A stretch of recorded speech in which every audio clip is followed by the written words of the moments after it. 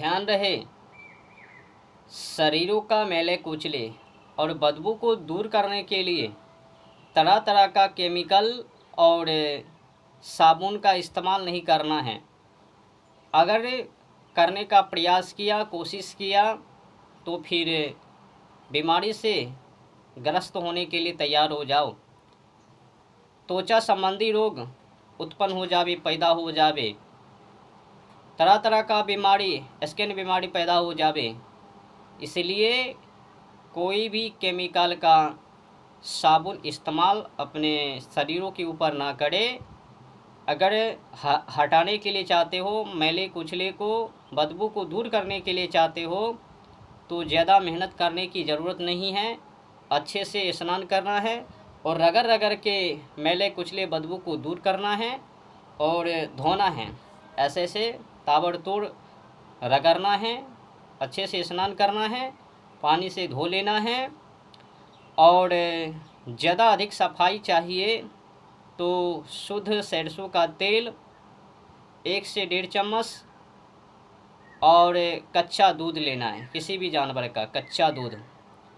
शुद्ध सरसों का तेल 1 से 1.5 चम्मच और किसी भी पशु का दूध 1 से 1.5 चम्मच, उतने ही लेना है जितना ज़रूरत है लगाने तक।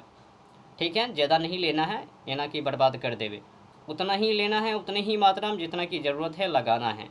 और ज़्यादा लगाना नहीं है, साबुन की ही तरह, और साबुन के ही इतना लगाना है, थोड़ा थोड़ा घिसर घिसर के पॉलिश करके, और फिर अच्छे से धो लेना है, स्नान कर लेना है।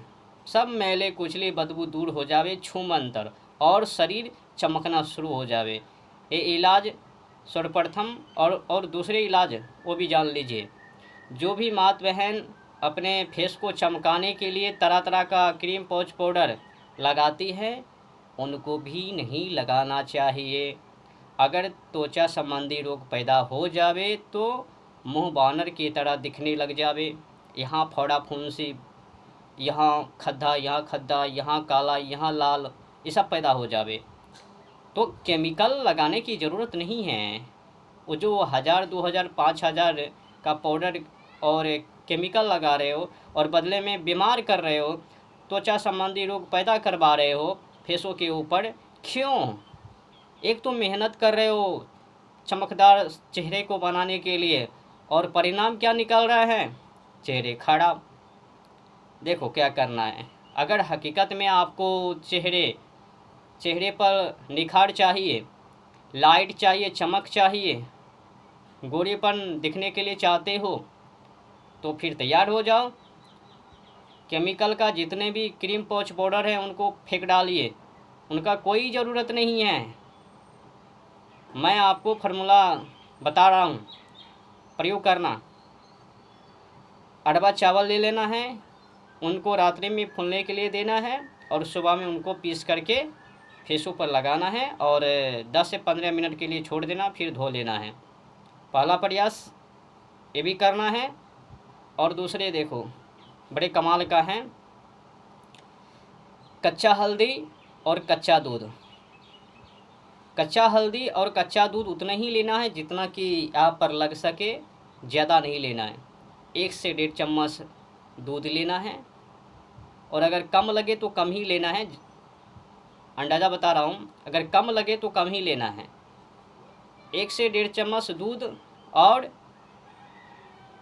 छोटा सा कच्चा हल्दी, टोटी का टुकड़ा, इतनी सा, और उसको थपूच करके पीस करके कच्चा दूध में मिला करके फेसों पर लगा लेना है और नहाने से पहले लगा लेना है, और 30 से 40 मिनट के लिए फेसों पर छोड़ देना। देखना जब हटाओगे तो निखार, एकदम दिखने में सुंदर। और आगे देखो, अगर केस को काला करना है, कई माता बहन और पुरुष और युवा क्या करते हैं, केस को काला करने के लिए केमिकल उठा के ला लेते हैं और केस को खराब कर लेते, जस के तस पड़ा रहता है। तो केस को कैसे काला करना है ऐसे अभी तो बता देता हूँ, स्पेशल में भी वीडियो बना दूंगा आपको के लिए। भौड़ैया का एक जंगल झाड़ है और आप लोगों के घर के आसपास में मिल ही जावे। कल मैं आपको वीडियो बनाकर दे दूंगा, ठीक है। आज ऐसे ही बता देता हूँ, कल उसका फिगर भी दिखा दूँगा उस जंगल झाड़ को ला करके कि भवरैया किनका नाम है। अभी है नहीं मेरे पास, मैं जब बाद जाऊँगा तो लेके आऊँगा और वीडियो एक स्पेशल बना दूँगा और किस तरह से इस्तेमाल करना है वो भी बता दूँगा। इसको यहीं पर बंद करता हूँ और फेस को गोरा करने के लिए 2-4 और उपाय सुझाव ले लीजिए।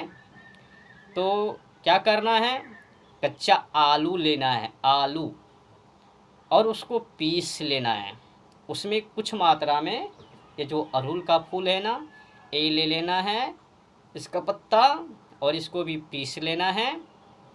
उसके बाद क्या करना है, दही लेना है, दही, उनको भी उसमें कुछ मात्रा में डाल देना है। तो अड़हुल का फूल, कच्चा आलू और दही, इन तीनों को मिला करके फेस पे लगाना है, उससे भी चेहरा निखार देखने को मिलवे। ऐसे कई उपचार हैं आयुर्वेदिक में जो निःशुल्क हैं, बिना पैसा चार्ज के हैं, एक भी पैसा लागत नहीं, फोकट। तो अब बताओ, जिससे किसी तरह से सुंदरता पर हानि नहीं, विपत्ति नहीं, उसका इस्तेमाल करना चाहिए या फिर पैसा लगा करके फेस खराब करना चाहिए? अगर फेस पर हकीकत में लाइट चाहिए ना, लाइट, चमक, तो अच्छे कर्म करो। अच्छे कर्म करने से क्या होवे, जो प्रकृति देवे ना लाइट, वो कभी ख़त्म ना होवे, बुझवे ना। और जो लाइट बनाओगे ना, फेस को गोरा करोगे ना, तो धूप में जाओगे ना, तो यहाँ लाल, यहाँ लाल, यहाँ काला, फेस काला हो जावे, फिर जस के तस दिखने लग जावे और लहरना शुरू कर देवे। इसीलिए प्रकृति के अनुसार लाइट प्राप्त करो। तो प्रकृति के अनुसार लाइट कैसे मिलवे, जब हम लोग अच्छे कर्म करवे, अच्छे विचार रखवे, बोल चाल व्यवहार सब अच्छे रखवे और सत्य पे चलवे, असत का त्याग करवे। और खाना शुद्ध आहार, शुद्ध आहार का ही सेवन करना है। आजकल के ज़माने में ना जाने क्या क्या खाते हैं, सड़े गले तरल पदार्थ कुछ भी खा लेते हैं, मांस, बकरा, अंडा, इससे भी चेहरा का लाइट गायब हो जावे। और देखने गोरा तो इसका मतलब नहीं है कि दिखने में सुंदर। जिस भी व्यक्ति के शरीर पर लाइट है उसी का विचार सुंदर है, और जिस व्यक्ति के चेहरों पर लाइट नहीं और देखने में सुंदर, तो सुंदर का मतलब ये नहीं है कि वो अच्छे लोग हैं। अच्छे लोग वही है जिसके चेहरों पर लाइट है और लठा लठापन है। लाइट जब जिसके चेहरे पर आवे ना, ऐसे घाम जैसे निकला, ऐसे ऐसे करोगे ना, लठलठपन।